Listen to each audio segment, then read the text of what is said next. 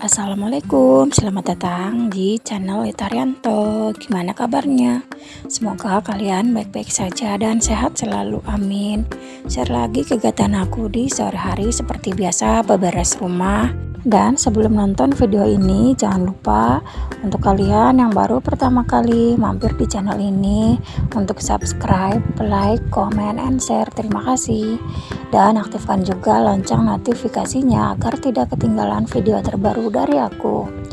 Oke, langsung aja ke videonya. Pertama aku mau menumbang air panas sisa kemarin ke tempat minum. Jadi nanti mau diganti atau diisi kembali dengan air panas yang baru. Oh iya, gimana nih perkembangan harga sembako di tempat tinggal bunda-bunda semuanya? Kalau di tempat aku ini harganya semakin naik atau semakin mahal ya, seperti beras, minyak, gula. Apa karena mau mendekati bulan suci Ramadan, jadi semua sembako itu serba naik.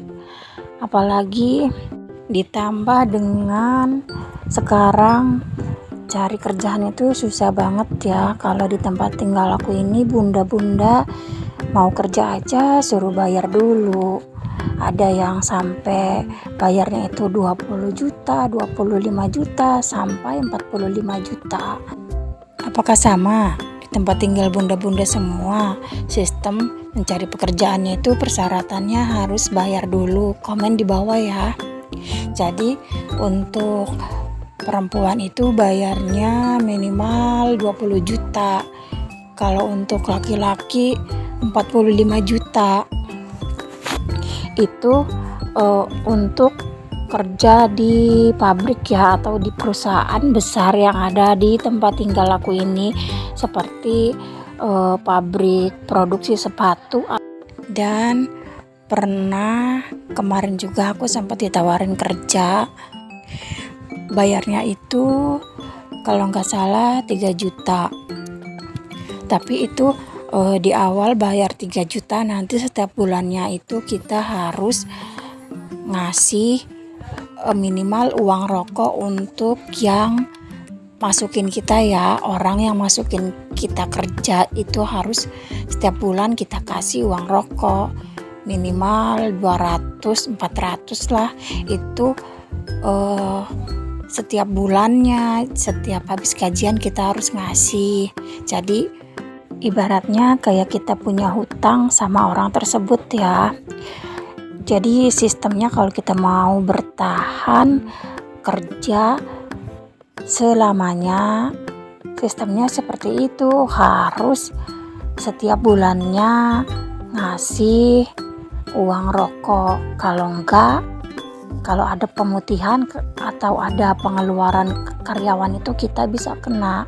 Zaman sekarang ya, memang bos-bos aja yang gajinya sudah besar, yang sudah puluhan juta, masih aja pengen makan gaji karyawan atau buruh kontraktor seperti kita ini. Padahal kan mereka juga sudah punya penghasilan lebih dari kita. Tapi apakah benar kalau cari kerja di Jakarta itu nggak bayar atau nggak dipungut biaya sama sekali?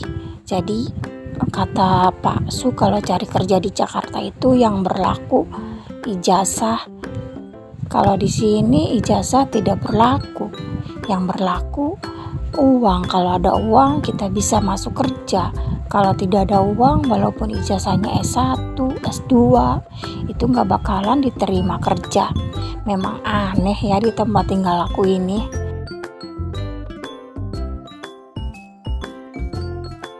Sekarang itu banyak orang yang buka warung di depan rumah, atau orang-orang yang berjualan keliling kampung atau keliling desa dari pagi sampai sore, kadang sampai malam ya. Karena mereka itu kena PHK dari pabrik, jadi uang pesangonnya itu dimanfaatin untuk buka warung sembako atau untuk buka usaha berjualan seperti berjualan makanan atau apalah itu. Kalau dulu di tempat tinggal aku ini warung itu jarang sekali ya, paling warung itu ada 1-2. Tapi kalau sekarang wow, setiap rumah itu di depan rumahnya itu pada berjualan, pada buka warung. Ada yang buka warung sembako, ada yang buka warung makanan seperti seblak, bakso, mie ayam. Pokoknya sekarang itu setiap rumah pasti berjualan. Saking banyaknya orang yang berjualan di depan rumah itu sampai-sampai yang mau belinya itu juga bingung, atau kebanyakan yang berjualan daripada yang belinya. Tapi ada juga kampung yang warungnya itu sedikit banget ya. Malahan ada kampung yang warungnya itu cuma satu.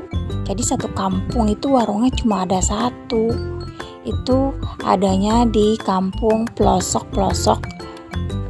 Kalau di tempat tinggal aku ini sih sudah hampir seperti kota ya, karena dekat dengan jalan raya, dekat dengan pasar. Pokoknya tempat-tempat itu bisa dijangkau. Seperti bank aja tinggal nyebrang ya. Kalau kita mau ke bank itu tinggal nyebrang aja, mau ke Alfa cuma tinggal jalan ke depan. Pokoknya di tempat tinggal aku ini semua sudah serba ada, jadi sedikit susah untuk mencari celah untuk berjualan karena sudah semuanya itu serba ada. Tapi tidak apa-apa ya, alhamdulillah, karena sampai saat ini kita masih diberikan kesehatan dan masih dimurahkan rezekinya, amin. Dan terima kasih banyak buat bunda-bunda atau buat semuanya yang sudah mendukung atau mensupport channel aku ini agar channel aku bisa lebih berkembang lagi, amin. Oke, balik lagi ke videonya ini. Jadi setelah aku mencuci piring itu, ini dari kemarin aku pengen sedikit membereskan isi lemari buffet yang ada di ruangan depan ini ya, karena sudah berdebu sekali. Seperti piring-piringnya itu sudah berdebu sangat tebal. Jadi hari ini atau sore ini sekalian aja, karena aku lagi semangat untuk beberes, kalian aja aku beresin. Tapi nggak semuanya diberesin ya, diberesinnya itu sedikit-sedikit aja dulu. Dan yang pertama aku lap-lapin itu piring karena sudah tebal banget debunya. Jadi aku cukup dilap-lap aja ya, tidak dicuci karena ini juga bukan untuk dipakai, cuma untuk dipajang aja. Nah ini setelah piring-piringnya dilap sudah sedikit bersih ya, tadi kan debunya tebal sekali. Kemudian itu juga ada rak-rak lemari buffetnya, aku lepasin semua ya alas kertas warna ungunya itu. Kemudian setelah dibersihkan dan dipasang kembali rak-raknya itu, dan piringnya disimpan kembali. Jadi lemari buffet ini kenang-kenangan sewaktu aku masih kerja ya. Ini belinya itu kredit kalau nggak salah 2.500.000. Mungkin kalau sekarang model lemari buffet zaman sekarang itu beda ya.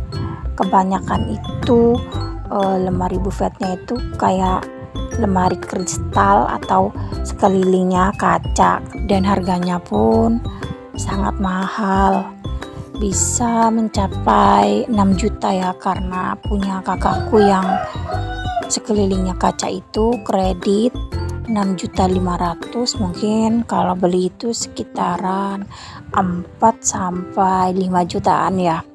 Nah ini setelah semua beres, disimpan kembali piring-piringnya, langsung aja sampahnya dibuang ke depan ke tempat sampah. Dan lanjut lagi, aku mau menyapu. Sebelum menyapu seperti biasa, lap kaki diambilin dulu, kemudian dikibasin sebentar, kemudian membereskan kamar tidur.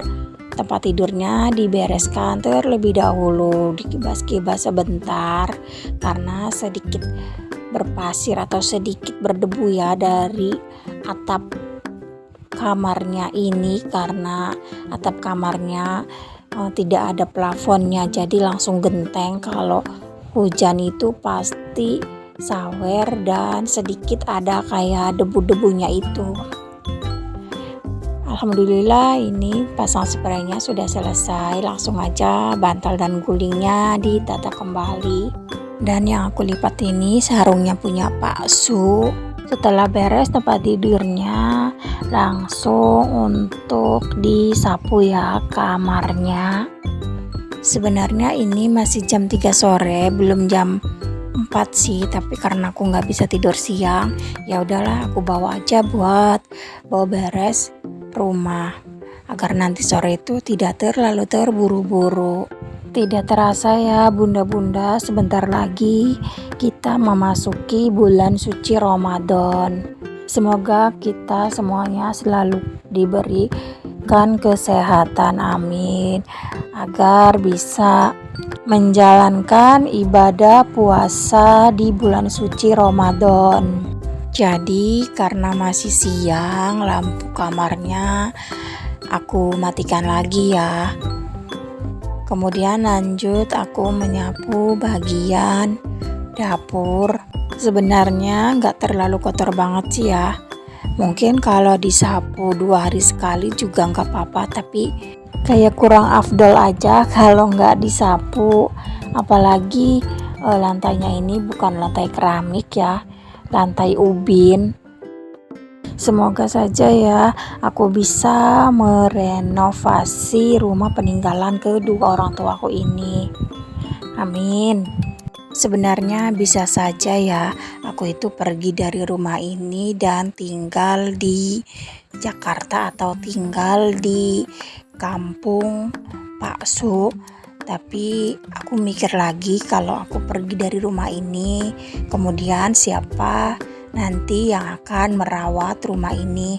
Karena semua saudara-saudaraku sudah punya tempat tinggal sendiri ya, dan itu juga ada yang jauh. Lagian juga kalau rumah peninggalan kedua orang tua itu tidak boleh untuk dijual ya, jadi harus ditempatin kepada anak-anaknya.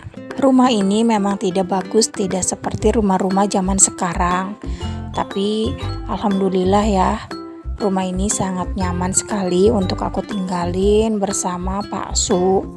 Sangat nyaman, dan juga rumah ini tempat berkumpulnya setiap lebaran. Jadi setiap lebaran itu kakak dan adikku itu kumpulnya di rumah ini.